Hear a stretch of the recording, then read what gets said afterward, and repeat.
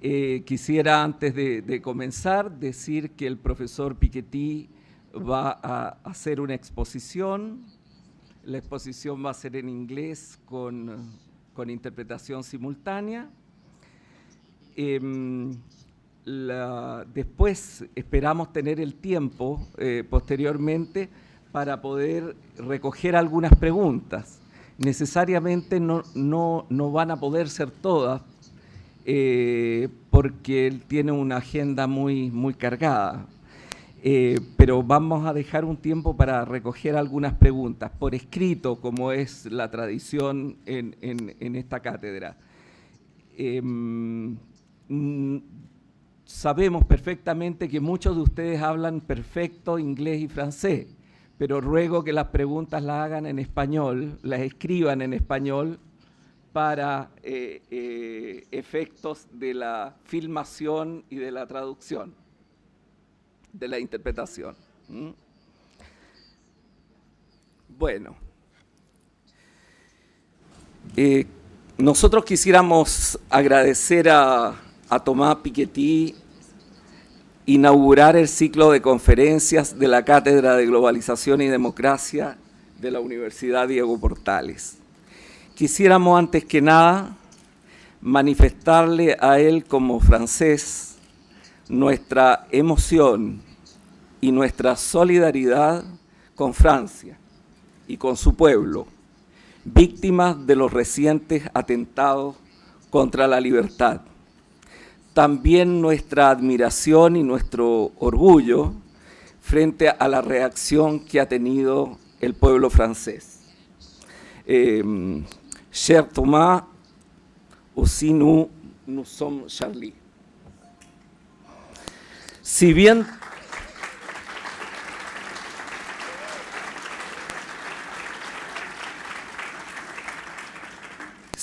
Thomas Piketty goza de un enorme reconocimiento gracias a su libro El Capital del siglo XXI, su actividad creativa ha sido fecunda desde mucho antes y muy precozmente. Director de estudios de l'École de Haute Étude en Sciences Sociales, profesor de la Escuela de Economía de París, ha realizado un valioso trabajo de investigación tanto en Europa como en los Estados Unidos, obteniendo en el año 2013 el premio Irjo Jansson de la Asociación Económica Europea. Su reciente libro es un gran libro que culmina un largo camino de investigación y reflexión. Pero como en una ocasión lo escuché bromear en París sobre el hecho de que su libro, no por ser una superventa, era un libro súper leído, quisiera recomendarles cálidamente de hacer frente a las 1000 páginas, creo que en la edición española son menos, son 700 páginas, porque vale la pena.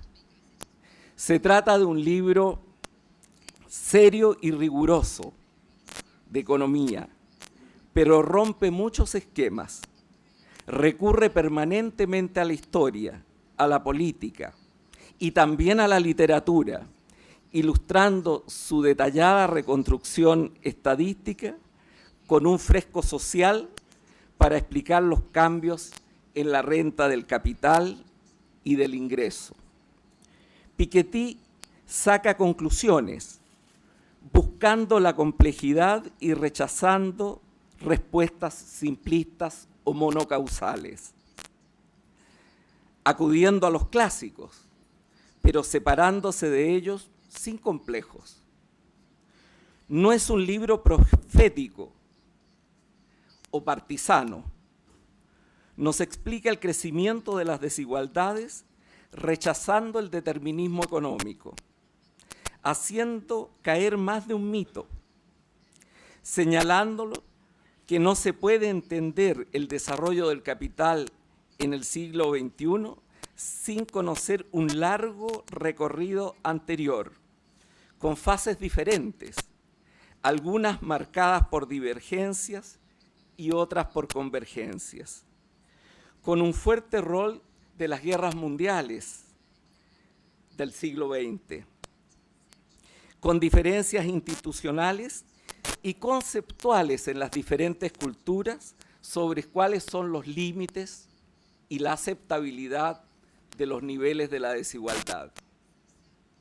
Sus propuestas para disminuir el crecimiento de las desigualdades están marcadas por una idea de un Estado social de mayor justicia, marcado por impuestos progresivos, marcados por lo posible, como diría Claude Lévi-Strauss, más por un humanismo modesto que por un humanismo exasperado.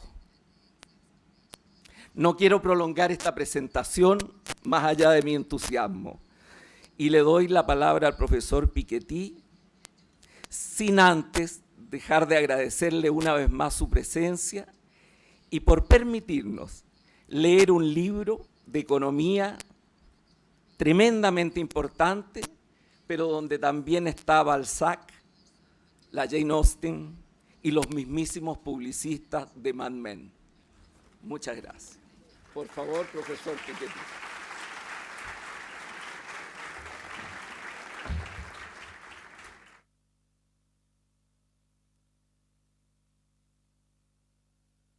Muchas gracias, es para mí un honor estar aquí hoy día con ustedes. Debo pedir disculpas de que no voy a poder hablar en español. También pido disculpas de que mi inglés se parece mucho al francés. Si lo escuchan, pareciera que estuviera hablando en francés. Pero ojalá esto esté bien para ustedes y estoy contento de estar aquí en Chile y de presentarles mi libro. Y estoy muy agradecido al Fondo de Cultura por haber publicado mi libro. Me han dicho que la traducción al español es bella, preciosa. Bueno, no lo puedo juzgar yo, pero supongo que está buena.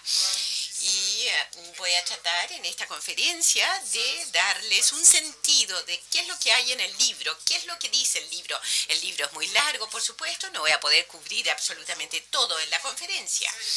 Pero voy a decir claramente que este libro trata de estudiar la dinámica global del ingreso y distribución de la riqueza desde el siglo XVIII en más de 20 países.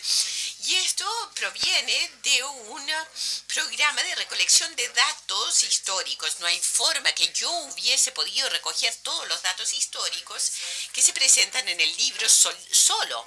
Tuve la gran fortuna de contar con colaboradores, colegas, Tony Atkinson, Emanuel Sáez para Estados Unidos, Facundo Alvaredo de Argentina, que ha jugado un papel importante en este proceso de recolección de datos. Hemos tratado de cubrir la mayor cantidad de países posibles y por lo tanto el tema de la desigualdad ha sido un tema de investigación de suma importancia por largo tiempo, incluyendo en el siglo XIX con muchos economistas como Ricardo y Marx, colocando el tema de distribución en el largo plazo en el centro del análisis. Ahora, lamentablemente hay limitaciones y no hay muchos datos disponibles y hay límites en lo que uno puede decir si no se tiene datos.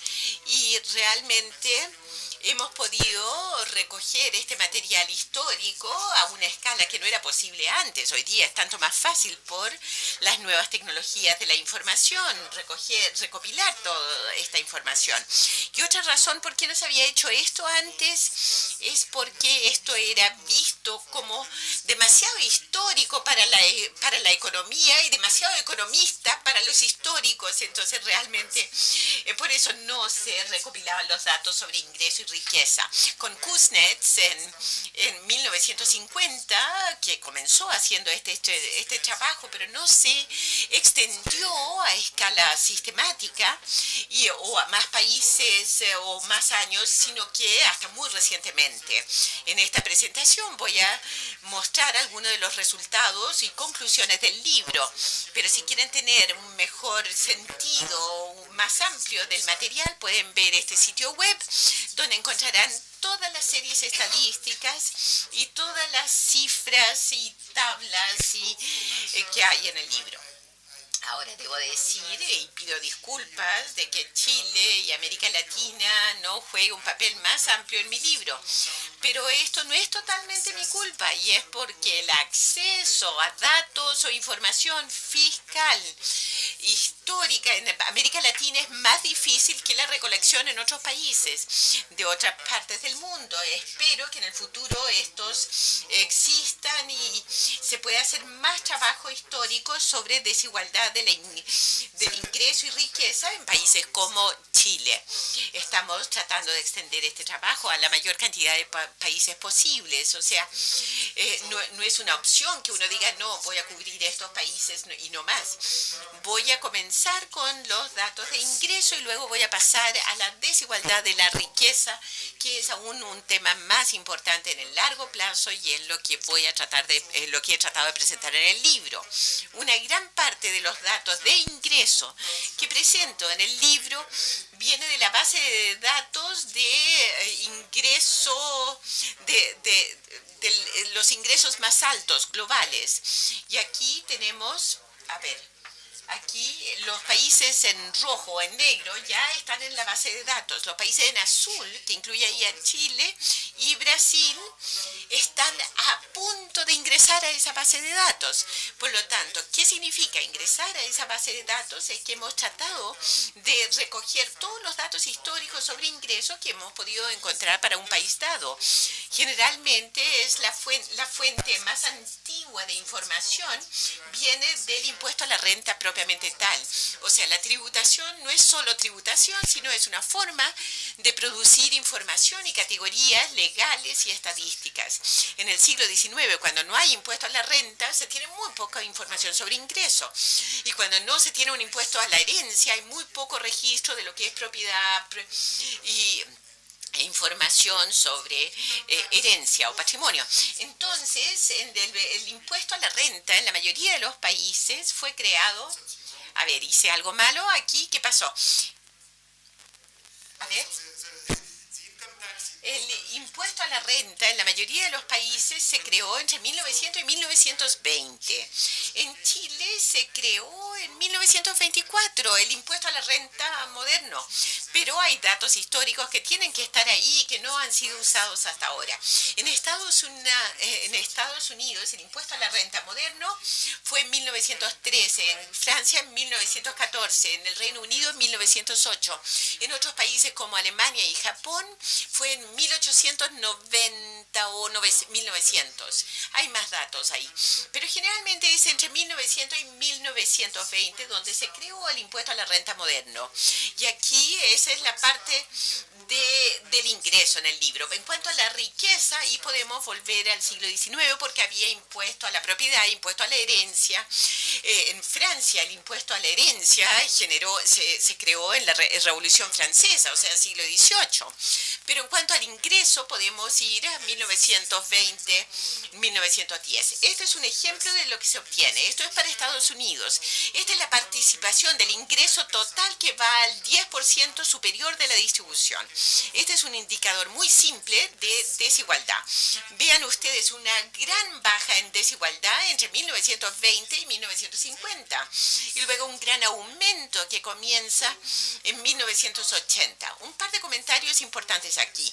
Primero, ustedes pueden ver los órdenes de magnitud, la participación del ingreso total que va al 10% superior, generalmente es 30 a 50%, y hay variaciones grandes, claro.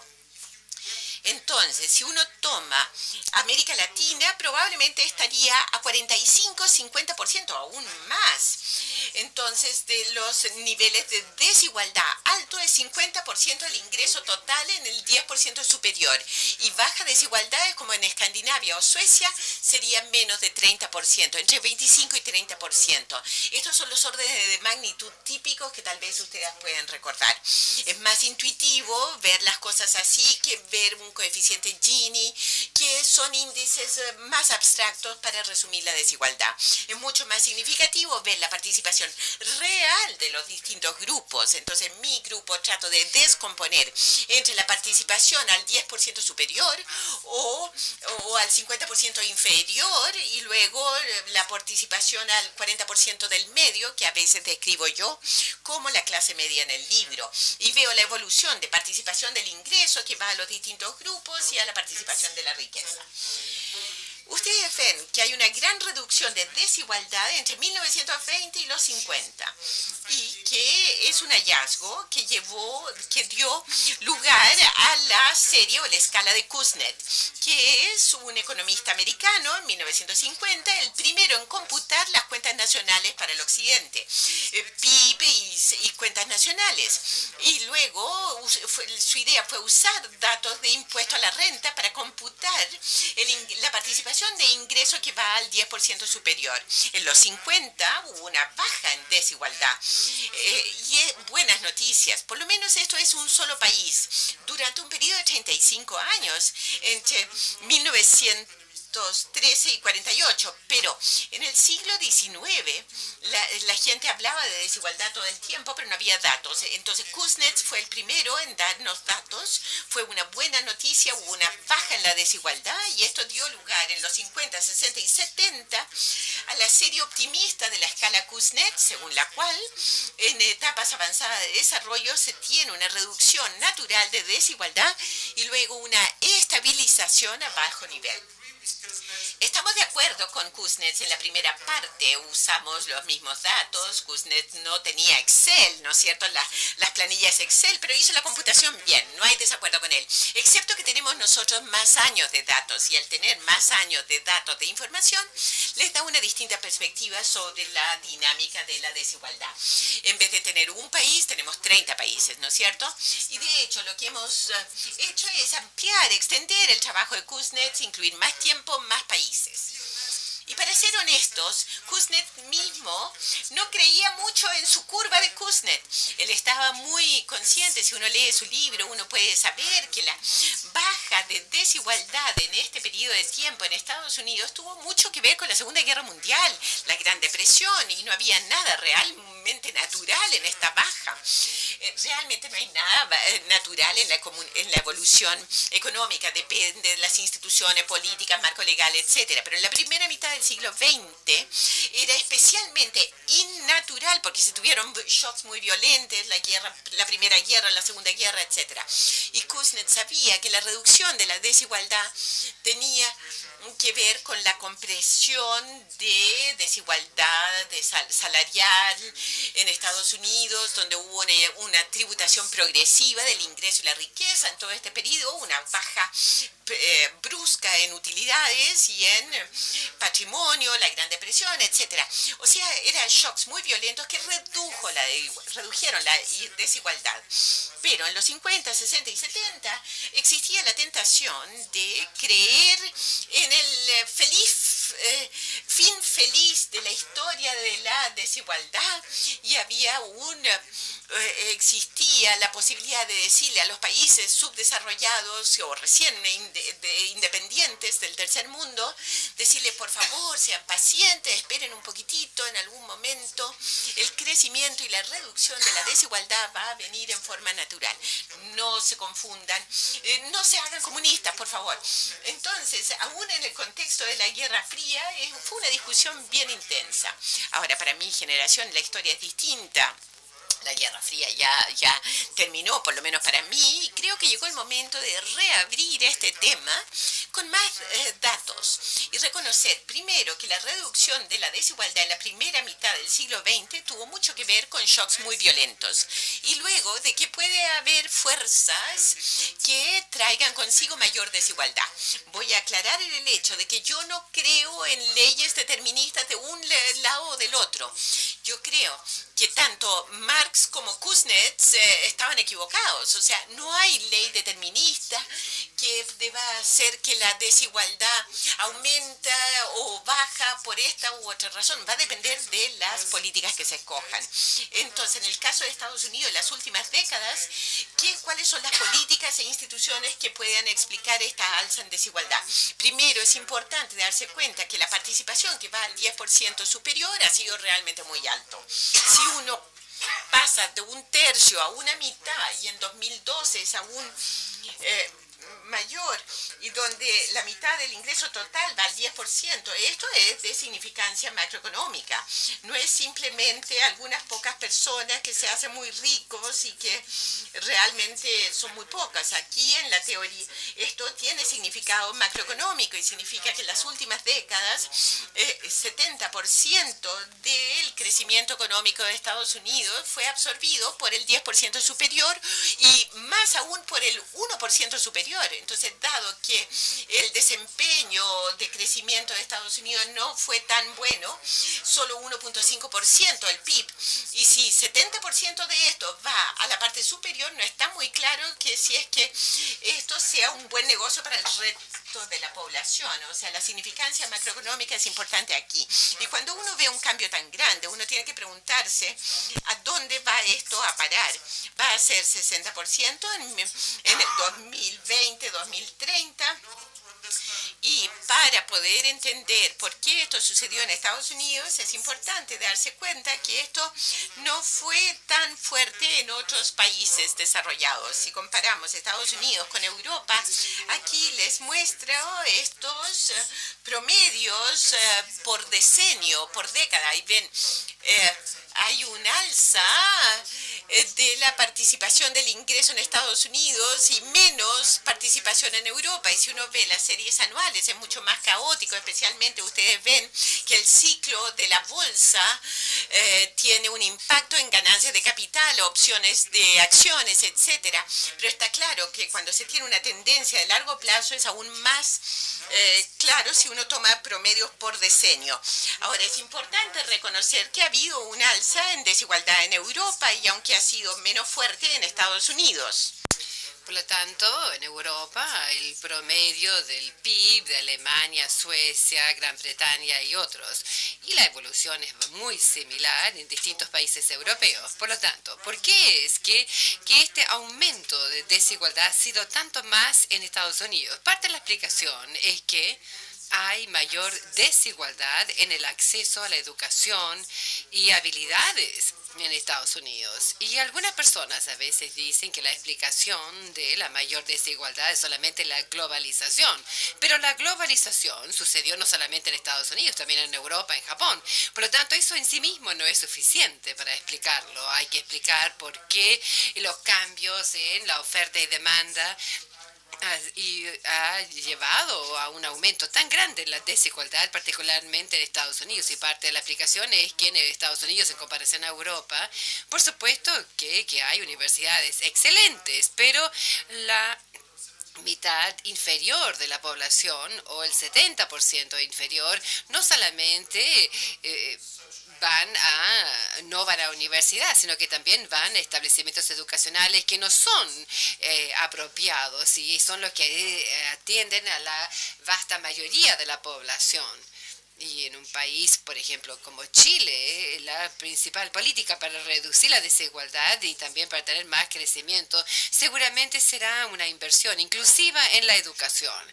Bien, la educación es muy importante, pero no es la única explicación de esto, porque una gran parte, si uno descompone este aumento en la participación del 10% superior, verán que en esta base de datos de los ingresos o la renta mundial, que una gran parte del aumento viene del 1% superior o el 0,5% superior. Entonces no es que estas personas sean mucho más educadas que el siguiente 2 o 3% que le sigue, no. Entonces hay más que solamente la educación. Y además en Estados Unidos uno ve un aumento o una explosión de ejecutivos superiores que es muy difícil de explicar en términos de educación o productividad o desempeño. Es muy difícil encontrar datos y evidencia de que cuando le paga a estos presidentes ejecutivos más altos $10 millones tienen un mejor desempeño que si le pagan menos.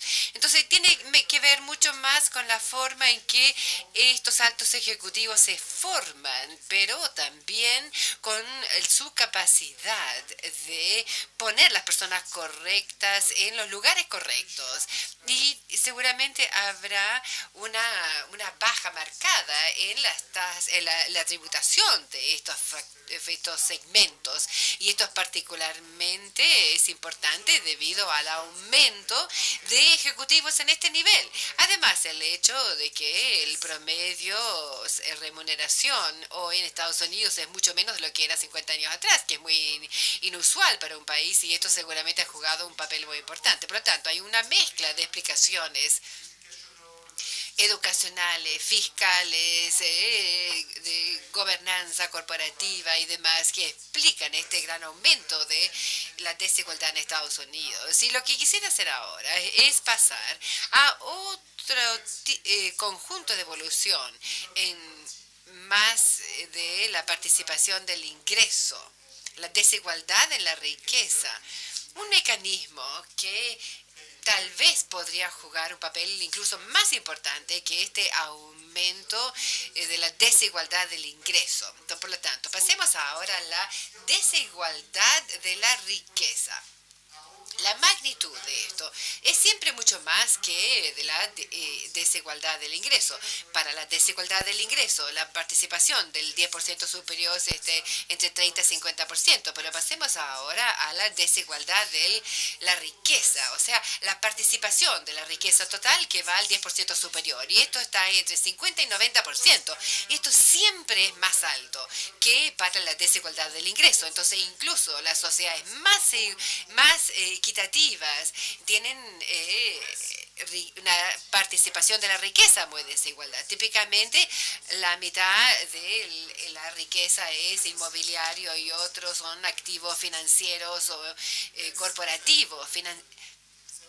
Por lo tanto, ha también habido una reversa entre Estados Unidos y Europa en el siglo XX. Antiguamente Europa era mucho más desigual que Estados Unidos, pero ahora es el opuesto. Y también en términos de la desigualdad de la riqueza, aún no hemos bajado al nivel extremo de concentraciones que habíamos visto hasta la Primera Guerra Mundial, particularmente en toda la sociedad europea, hasta la Primera Guerra Mundial. Casi 90% de la riqueza que iba al 10% superior, o sea, básicamente no había clase media. Había una parte superior y un 50% más inferior. Y luego hubo una democratización de la riqueza, por así decir. Pero luego de la Primera y Segunda Guerra Mundial y los nuevos regímenes de política y los mecanismos de bienestar social que se establecieron en Europa, esto contribuyó a una mayor participación de la riqueza que pasó a la clase media. Y hasta los años 80 y 90, en que ha habido un aumento nuevamente de la participación que va al 10% superior, lo cual significa que es una reducción de la participación que va a la clase media. Típicamente, siempre tienen una participación mucho menor. O sea, típicamente lo que no va al 10% superior va al otro 50%. Otro punto que trato de comprender en el libro es qué es lo que sucederá con la clase media. La participación de la clase media continuará reduciéndose y aumentando la participación del 10%, o aumentará la parte que va a la clase media. Esto es parte de lo que estoy intentando responder en el libro. Es muy importante darse cuenta que aun cuando la desigualdad y la riqueza sigue siendo menos de lo que era hace un siglo atrás, el valor mercado de la riqueza ya ha vuelto a lo que teníamos hace un siglo atrás. Por lo tanto, es muy importante distinguir entre el valor total de la riqueza y la forma en que ésta se distribuye. Por ejemplo, si ven el valor total de la riqueza, pueden ver que Europa ha pasado por un patrón en forma de U en el último siglo. Y esto es la relación de riqueza e ingreso total, el valor total de la riqueza o del capital en función del ingreso nacional. Por lo tanto, los países europeos, entre 6 o 7% de riqueza del ingreso nacional. Luego esto bajó en la Primera y Segunda Guerra Mundial, pero particularmente debido a la destrucción y particularmente de la escasa inversión durante el periodo de guerra, en que la mayoría de los ahorros privados se utilizaban para pagar la guerra y por lo tanto la deuda pública se desapareció después de la Segunda Guerra Mundial y también había muy poca riqueza privada después de la Segunda Guerra. Y también los controles redujeron el valor de la riqueza o capital privado. Pero hay una serie de factores que explican esta gran reducción en el capital privado, particularmente en Europa. Pero luego sí hubo una recuperación en el periodo postguerra, en parte debido a razones naturales. No había nada de malo en la acumulación de la riqueza, entonces, pero el hecho de que el valor total de la riqueza, no deberíamos tener nostalgia de los años 50 o 60, o sea, mi libro no es un libro pesimista, y a veces oigo que las personas son muy pesimistas o incluso leen mi libro en forma apocalíptica, y esto me entristece porque no ha sido mi visión del mundo. Y el hecho de que hay una mayor relación de ingreso y capital, bueno, esto puede ser bueno, pero en general, si uno ve las relaciones de capital y el ingreso, mientras tienen una fuerte clase media y también un buen ingreso nacional, no hay nada de malo con esto. Por lo tanto, en el resto de la presentación voy a intentar centrarme en estos dos. Esto era el promedio para Europa. Si hacen un desglose de Alemania, Francia y el Reino Unido, pueden ver las evoluciones de los distintos países europeos, y por eso que les muestro simplemente el promedio, porque las evoluciones son muy similares.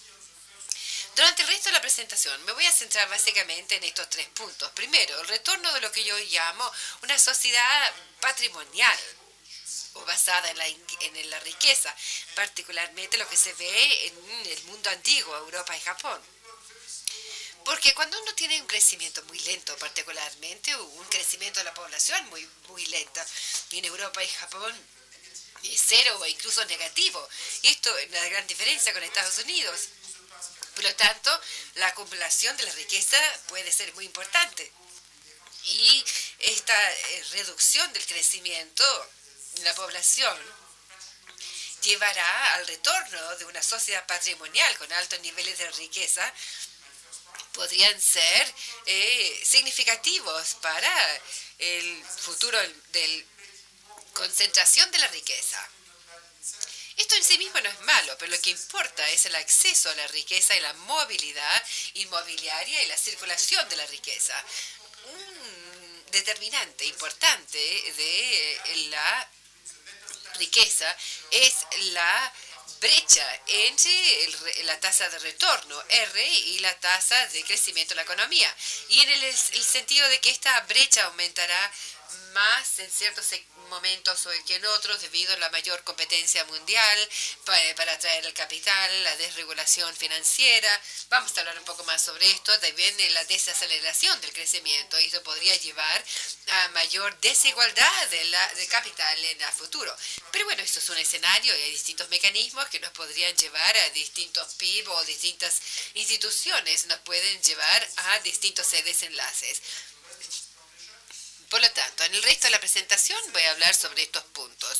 Primero, algunos puntos sobre Chile, América Latina y en comparación a lo que les he demostrado acerca de Europa y Estados Unidos. Quisiera decir que lamento porque me encantaría mostrarle Europa, Estados Unidos, América Latina y comparar, y es muy posible que si nosotros hiciéramos esto, encontraríamos un nivel de desigualdad para América Latina más cercano a los niveles más altos que tenemos aquí, más que a los niveles más bajos. Pero no tenemos la historia completa, los datos completos para hacer esto. Entonces, la desigualdad del ingreso se sabe que es muy alto en Chile y también en toda América Latina. Probablemente esté subestimada y sea incluso más, porque normalmente las medidas de la desigualdad que tenemos se basan en las encuestas de hogares, y el problema con las encuestas es información autoinformada. Y esto típicamente subestima la desigualdad. Ahora, hay un estudio reciente de 2 economistas chilenos, Fairfield y Jurat, Y se sugiere que el 1% superior en Chile podría ser uno de los más altos del mundo. No, pero yo no quisiera recalcar esto demasiado, pero sí es suficiente para concluir de que debiéramos utilizar más los datos fiscales en Chile y América Latina. Y también para la desigualdad del ingreso y de la riqueza, seguramente muy alta, pero en realidad no lo sabemos. En Chile el impuesto a la renta se creó hace mucho tiempo, en 1924, el de la herencia en el 1878, pero lamentablemente no hay muchos datos fiscales. Chile, como otros países probablemente en el mundo, van a necesitar más transparencia sobre ingreso y riqueza. El usar estos datos fiscales podría ser una forma poderosa para producir mayor información referente a cómo los distintos grupos sociales se benefician del crecimiento. Y el caso de publicar más datos fiscales y desgloses detallados a nivel local, ingreso, y podría ser una forma también de luchar contra la corrupción en algunos países, no sé, en Chile, pero más transparencia generalmente es lo que más se necesita. Les voy a mostrar un gráfico de Chile que viene de los hallazgos de Fairfield y Jorat. Esto compara la participación del 1% superior en Chile y Estados Unidos. Entonces pueden ver, si solo usan el ingreso fiscal informado, excluyendo la ganancia de capital, excluyendo las utilidades retenidas, entonces la desigualdad en Chile se ve un poco menor que en Estados Unidos. Y luego, si uno usa los datos de utilidades retenidas y trata de hacer un ajuste para el declaración de lo que es autoempleo y cuentas nacionales, entonces el cuadro es totalmente distinto de participación total del ingreso, que va al 1% superior, que podría ser tan alto como 30% o más que eso, que podría ser uno de los niveles más altos jamás medidos en el mundo. Ahora, no quiero sacar mucho de esto porque lamentablemente no tenemos más años de datos, tendríamos que tener mucho más tiempo de datos y no es perfectamente comparable entonces con otros países que tienen más. Pero esto muestra que estos temas son importantes y que deben ser estudiados mejor. Si esto es cierto en Chile, también es cierto en otros países de América Latina. Por lo tanto, este es un gráfico de Brasil donde se puede ver que pasando de los datos de encuestas a hogares a datos fiscales, hace que Brasil sea mucho más desigual.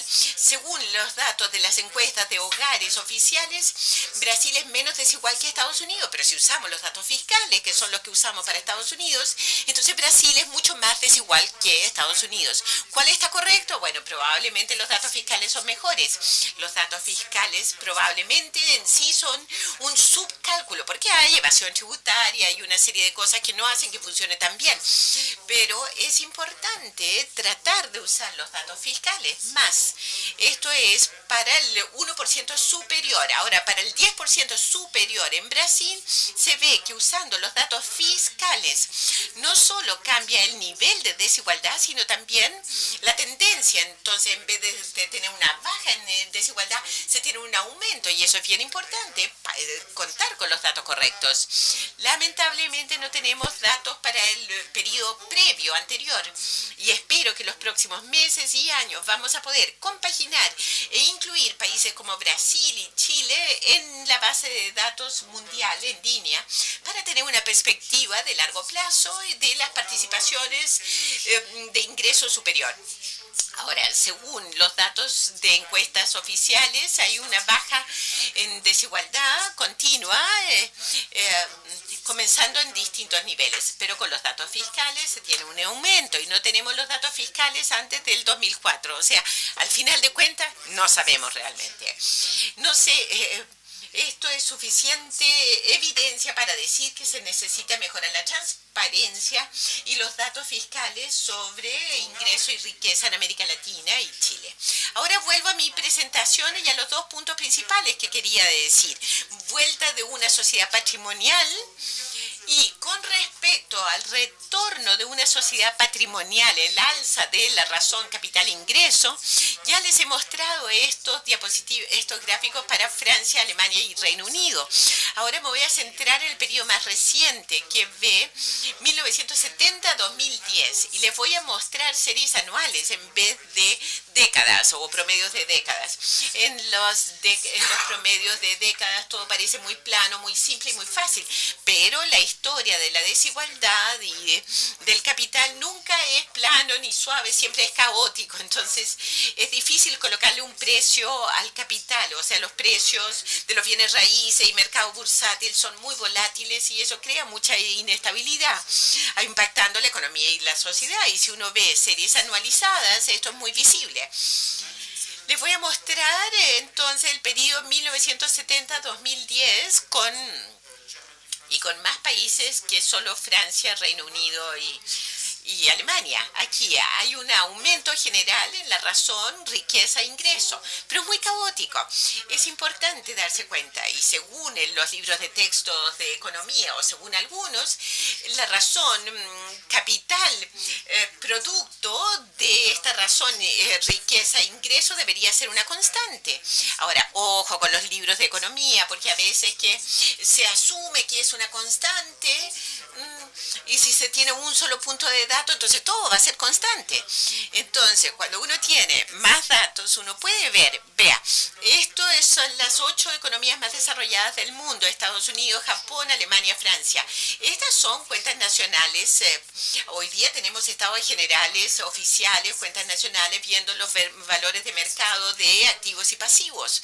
Y ven que todos los países estaba en 2 a 3 años de ingreso nacional en los países ricos, y hoy día es de 4 a 7 años.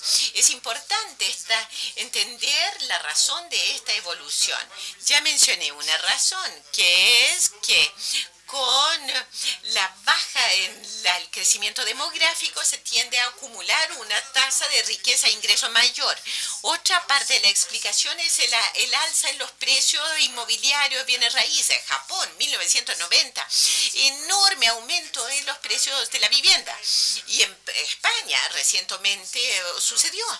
Este es el mismo gráfico para España, y vean que la burbuja española en 2007 era aún mayor que la burbuja japonesa. O sea, la razón de riqueza privada, ingreso nacional, llegaba hasta 8 años de ingreso nacional en riqueza privada. Entonces, el hecho de que el precio de la vivienda y de la bolsa pueden tener variaciones enormes, eso crea muchísima volatilidad. Y obviamente es mucho más peligroso cuando se tienen 8 o 7 años de PIB en riqueza que solo cuando uno tiene 2 o 3 años de PIB en riqueza. Entonces, si usted usted comienza de 8 años de PIB en riqueza, bueno, eso puede tener consecuencias enormes en la economía. Esto tiene implicancias para lo que es regulación financiera. Si hubiésemos tenido estos datos antes, tal vez hubiese sido más fácil para el Banco Central Europeo o el Banco de Japón de calmar el proceso o acotarlo.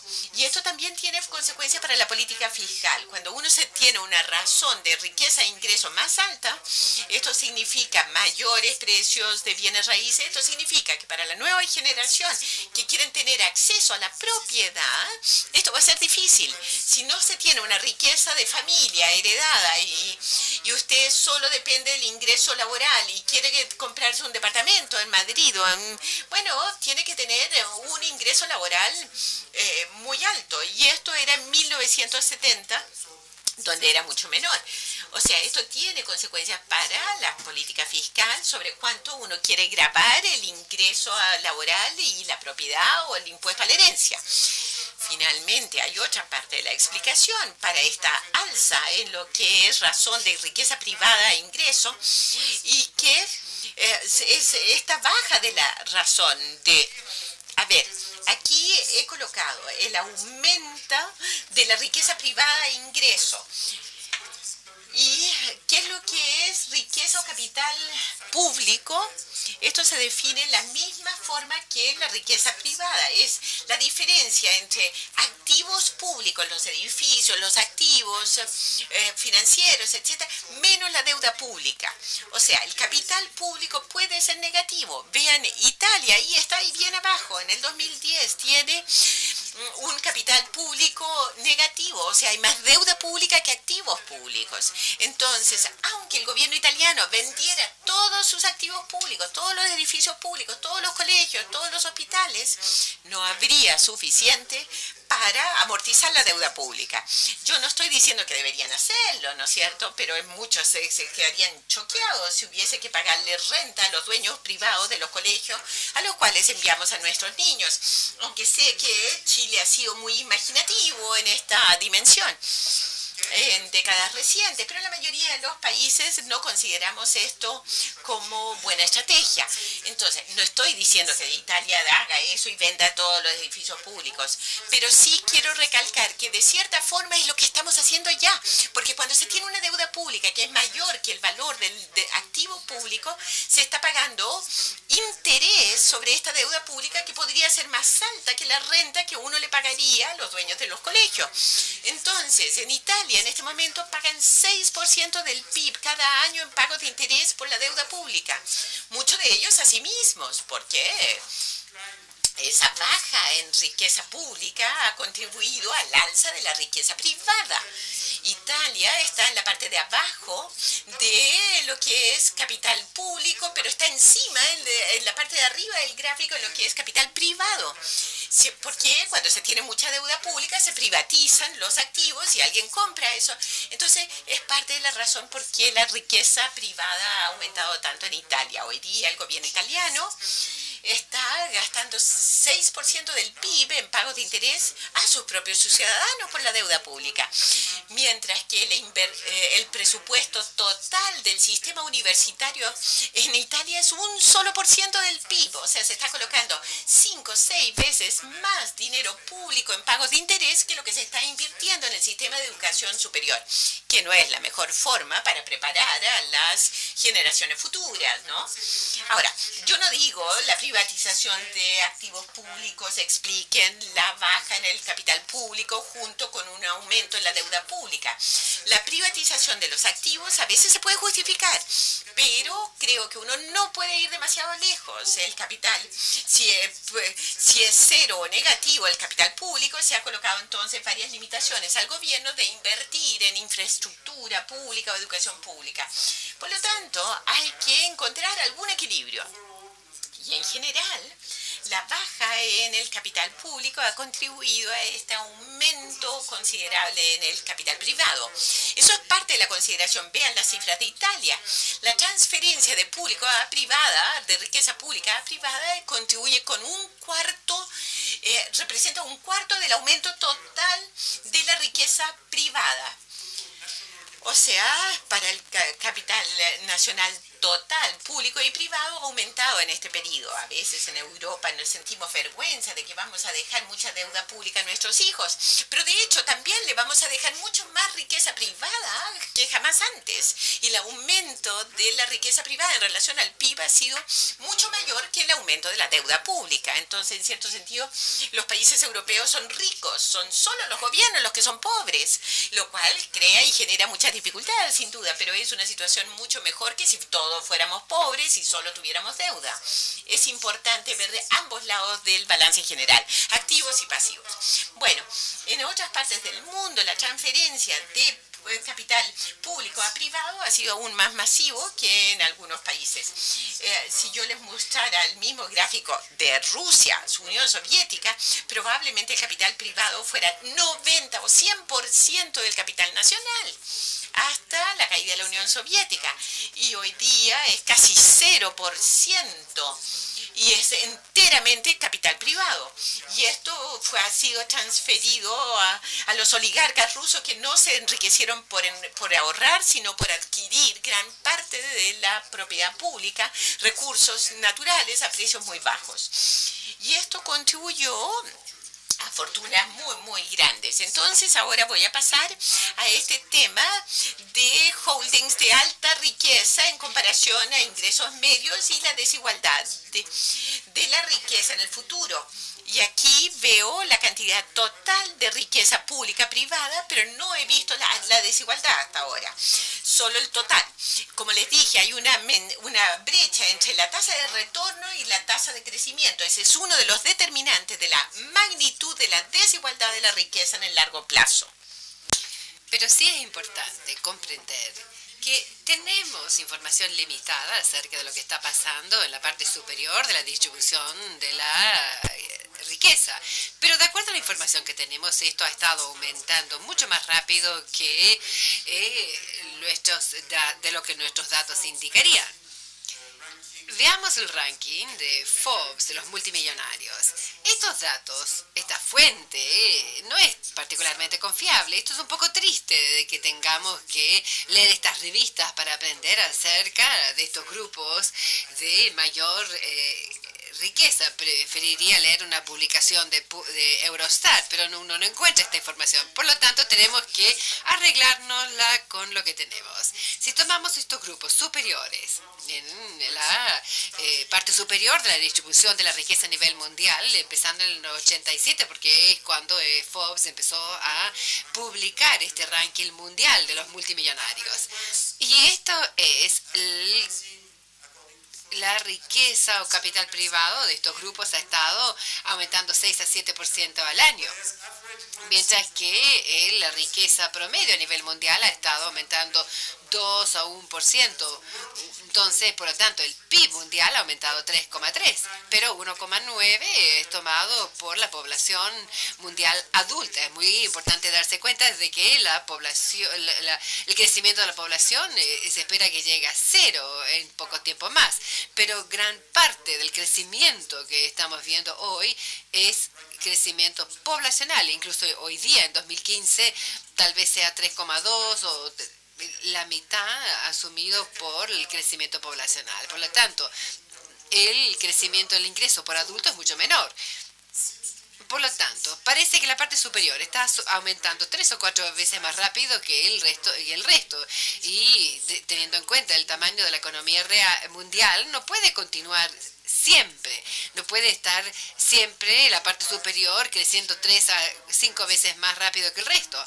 Por lo tanto, la participación que va a estos multimillonarios va a converger en el 100%, o sea que todo el mundo está de acuerdo que seguramente es un poco demasiado. Y no estoy diciendo que esto aumente a 100%, se va a detener en alguna parte, pero nadie sabe en realidad dónde se va a detener. Y creo que esto en sí mismo es un tema, y por lo tanto tenemos que comprender mejor el por qué esto está sucediendo. A veces las personas dicen, bueno, hay mucha movilidad en la riqueza, hay muchos emprendedores nuevos y es por eso que se da este aumento en la desigualdad. Pero yo creo que esto no es una explicación en realidad, porque de hecho sí hay gran movilidad, por lo tanto las personas de arriba no son siempre los mismos, del 87 al 2013. Por lo tanto, de acuerdo a Forbes, las personas que estaban arriba en el 87 eran multimillonarios japoneses, que todo el mundo ya se olvidó cómo se llamaban hoy. Y hoy día tenemos nuevos multimillonarios de Estados Unidos, China, América Latina, Carlos Slim en México y seguramente algunos de Argentina y Chile también. No conozco sus nombres muy bien. Pero o sea que sí hay gran movilidad. Pero esto en sí mismo no es una explicación de este gran aumento en la participación de la riqueza en la parte superior. Porque en principio hay algunos que bajan y otros que suben, sí. Pero si nosotros estuviéramos en el equilibrio en la distribución mundial de la riqueza, estas dos cosas se compensarían y entonces la riqueza promedio deberá aumentar aproximadamente a la misma velocidad que la riqueza promedio para el resto de la sociedad. Por lo tanto, aun si la fuente de datos no es perfecta, si está aumentando 3 o 4% más rápido que el promedio, hay algo que está sucediendo aquí que es mucho más que solamente las consecuencias de ser emprendedores. Muchos de los multimillonarios no son emprendedores cuando tienen oligarcas rusos o personas que se beneficiaron de la privatización, no solamente en Rusia, sino que muchos otros también tuvieron un proceso de privatización muy bueno y muchas personas se hicieron muy ricas en un periodo de tiempo muy corto. Esto podría ser parte de la explicación de por qué el número de multimillonarios ha aumentado tan rápido, pero tal vez hoy ya no queda tanto para privatizar, entonces tal vez esto no continúe a futuro. Sí podría haber otro factor adicional que explica por qué la parte superior aumenta mucho más rápido que el promedio, y es que la desregulación financiera pareciera haber contribuido a la mayor desigualdad y los retornos financieros para portafolios de distinto tamaño. Entonces, cuando se ve la tasa de retorno versus la tasa del PIB, es muy importante tener en cuenta que no todo el mundo recibe la misma tasa de retorno. R no es igual para todos. Por lo tanto, una ilustración de esto es que si uno ve el retorno al capital de las universidades norteamericanas, por ejemplo, muestro esto porque no es para deprimirlos, no, porque y ustedes son de esta universidad.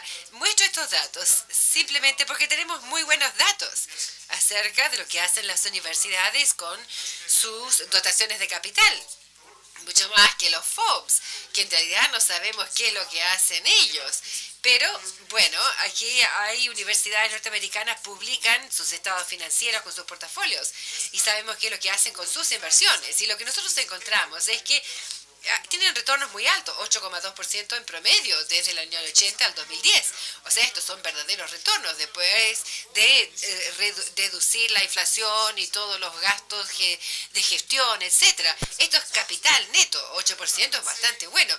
Uno no está diciendo que va a ser igual de bueno en los próximos 30 años. Seguramente este periodo ha sido particularmente bueno, pero igual van a continuar haciendo las cosas muy bien. Y también pueden ver que cuanto más alta la dotación inicial, mayor es el retorno. Y si ven las tres universidades más importantes, Harvard, Yale y Princeton, bueno, ¿cómo hacen esto? Claramente no están poniendo sus fondos en bonos del Tesoro norteamericano. Hay algunos que lo hacen, no sé por qué, pero claramente las universidades norteamericanas no lo han hecho hace muchísimo tiempo.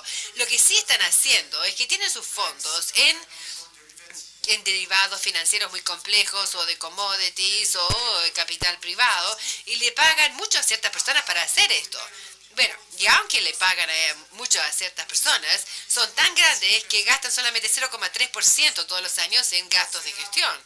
Pero debido a que tienen una dotación que ahora es más de 40 mil millones de dólares, 0,3% está por encima de $1 millón al año. O sea, si ustedes gastan $1 millón al año para pagar a sus gestores, bueno, pueden pagar un grupo muy bueno, porque son de alto costo, claro, pero pueden pagar a un grupo de gestores muy buenos y vale la pena porque están teniendo unos retornos muy buenos, pero si tienen una dotación de 100 millones de dólares, que ya es grande para muchas universidades, no van a poder pagar 100 millones al año en costos de gestión. Si tienen $10,000, bueno, tal vez mejor le pida asesoría a sus amigos y no van a llegar a este tipo de retornos.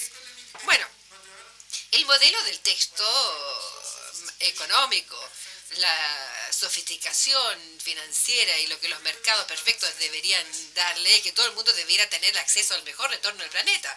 Uno debería poder ir al banco con sus $10,000 e invertirlo en China la mañana siguiente y todo el mundo va a tener un retorno más alto del planeta.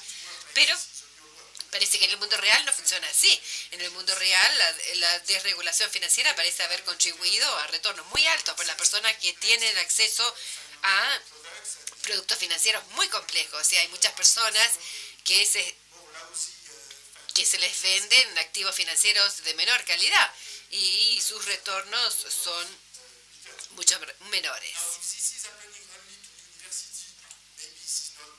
Si esto está pasando solamente en las universidades, tal vez no sea tan malo, porque ya están haciendo cosas muy útiles con sus fondos. Pero si esto genera desigualdad entre universidades, sí podría ser un problema. Pero si son personas individuales, ya es un problema más serio. Ahora, Esto es muy interesante, comparar esta tasa de retorno del 10%, 8% al año a el monto financiero que se tiene en manos las universidades, porque estamos viviendo en un momento en que la gente es muy ingenua y excesivamente optimista en cuanto a cuánto pueden obtener de la filantropía privada. Entonces, a veces se dice, bueno, no necesitamos tributación, simplemente esperemos que un multimillonario venga y nos ceda parte de su riqueza y eso es. Y la tributación es retrógrada, etcétera. A mí me encanta la filantropía privada. Yo he contribuido a la Escuela de Economía de París y esto no es problema. Siempre y cuando sea además de la tributación, pero en vez de tributación yo creo que podría ser el problema. Entonces, ¿qué es lo que encontramos? Si tenemos las cifras para Estados Unidos, sí, y entonces si uno ve la filantropía total, las donaciones que se hicieron a universidades en el mismo periodo, en términos anuales, menos del 0,5% de la dotación de capital al año, en comparación a un retorno financiero del 10% al año. O sea, la filantropía es insignificante en comparación a los retornos financieros de las dotaciones de las universidades. Es muy útil a veces y también puede ser bueno para que le acepten sus hijos en Harvard, sí, pero si uno quiere utilizar esto para explicar que por qué la dotación de Harvard ha pasado de 3.000 millones en el 30, 40 y a lo que tienen hoy no es gracias a la filantropía, no. Por lo tanto, creo que es muy importante ver estas cifras y no estar involucrado en un debate meramente teórico. Quisiera concluir, porque ya he hablado demasiado tiempo. Bueno, no hay que decir eso, sino no dejaría de hablar nunca. Bueno, voy a tomar algunos minutos para hacer una conclusión y quisiera pasar a las implicancias de esto para la política y qué podemos hacer al respecto. Voy a ser muy claro, a mi modo de ver, no es que haya una sola respuesta en términos de política a esta desigualdad. Es una combinación de cosas, políticas, instituciones, el tema educacional, las dotaciones, todo esto es muy importante. Entonces, la tributación progresiva de la riqueza es muy importante y cuando tienen un gran desequilibrio en el proceso de acumulación de la riqueza, vemos los grupos más ricos que aumentan el 6-7% al año, cuando el resto en promedio aumenta 1%. Bueno, habría que tener un impuesto a la riqueza progresiva. Y será muy, muy bueno tener información acerca de lo que están haciendo estos grupos más ricos. Tenemos que tener datos mejores de los que nos da la revista Forbes para poder justificar lo que estamos diciendo. Pero esto sí le da una sensación del tipo de impuesto que se podría tener para limitar o restringir este aumento indebido de la riqueza. Si no está aumentando estos niveles, ya no habría necesidad de hacer ningún impuesto progresivo. Pero yo no sé cuál debiera ser la tasa, pero lo que sí sabemos es que necesitamos tener más transparencia a fin de adaptar nuestras políticas e instituciones a lo que sea la evolución que se dé. Entonces, más transparencia, un impuestos más progresivos. Y quisiera concluir diciendo que la historia de los impuestos y la desigualdad está lleno de sorpresas y es muy poco predecible. Y si uno ve este breve resumen de los impuestos a la renta en Estados Unidos, Reino Unido, Alemania y Francia entre el año 1900 y 2013, pueden ver que hay muchas sorpresas. Hace un siglo atrás no había impuesto a la renta o muy bajo en estos países y muchas personas dicen que el impuesto a la renta nunca se iba a dar, pero se sucedió. O sea, hay cosas que suceden todo el rato, porque la historia de la desigualdad y la tributación no es meramente una historia económica, no, es una historia de control. Y por eso que me refiero a la representación colectiva de la desigualdad en mi libro, porque al fin y al cabo es muy político esto y depende mucho de las opciones colectivas que tomamos. En este caso específico, quisiera ser muy claro. Estas son las tasas de impuesto a las rentas superiores, que se aplican al nivel de la renta más alto. Una tasa que se aplica a menos del 1% de la población y a veces incluso menos, 0,2 o 0,1% de la población. En Estados Unidos la tasa superior era muy alta durante muchísimo tiempo y si sacan el promedio del 1913-1980, en promedio 82%. O sea, incluso en algunos momentos bajo Roosevelt subió a 91 y en otros bajó a 70 y tanto. Entonces se saca un promedio dentro del periodo 82%. Y parece que esto no destruyó el capitalismo norteamericano, porque si no ya nos hubiéramos enterado. Y el crecimiento en productividad fue más alto en Estados Unidos en los años 50, 60, 70 de lo que fue después de los años de Reagan. Por lo tanto, en conclusión, se puede decir que hay distintas formas de organizar el capitalismo y probablemente la razón por la cual esto no destruyó el crecimiento de la productividad es porque esta tasa de impuestos muy alto se aplicaba a un nivel muy, muy alto. Un ingreso de más de $1.000 millones y probablemente no sea tan útil para pagarle a los altos ejecutivos en millones de dólares. Hay que pagarles bien a los gerentes, sí, pero evidentemente estas altas sumas no son tan útiles. Bueno, ahora, no les estoy diciendo exactamente qué hacer, pero creo que es importante tener un mejor conocimiento de la historia que se llama evolución y que la gente tiende a olvidar.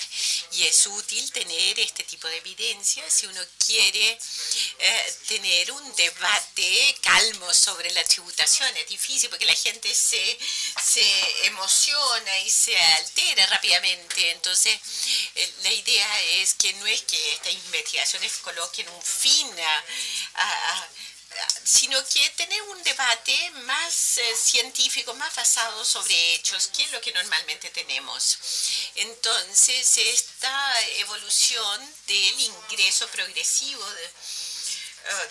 o de la tributación progresiva y también mayor tributación a la riqueza o a la herencia. Entonces, esto es un gráfico de tasa impositiva aplicada a la riqueza heredada, transmitida de una generación a otra. En Estados Unidos y el Reino Unido han ido muy lejos en cuanto a progresividad tributaria en el periodo posguerra, mucho más que Alemania y Francia. En parte porque en Francia y Alemania la inflación, todo el proceso de inflación y destrucción de la guerra hizo gran parte de la distribución de la riqueza, por lo tanto no había tanta necesidad de un sistema tributario. Ahora yo tiendo a preferir un sistema tributario, es una forma más civilizada que la inflación o destrucción de la guerra. La gente está tentada a usar la inflación en estos días para eliminar la deuda pública, pero creo que la tributación progresiva es más transparente en cierto sentido, es más democrática, aunque algunas personas temen la transparencia que viene con esta tributación progresiva. A veces está demasiado claro y uno prefiere ocultarlo tras la inflación o otras fuerzas más oscuras. En todo caso, mi conclusión general no es que simplemente podemos repetir lo que hicimos en el pasado, sino mi conclusión general es que hay mucho que aprender de ver la historia de la desigualdad, de la tributación. En el caso de Chile ha habido mucha discusión recientemente sobre reforma tributaria e incorporar ingresos fiscales adicionales para financiar la inversión en educación. Ahora, sé demasiado poco sobre Chile, no estoy aquí para dar lecciones sobre qué hacer y además todo lo que sé sobre esta reforma a mí me da la impresión que va en la dirección correcta, o sea, aumentar la inversión pública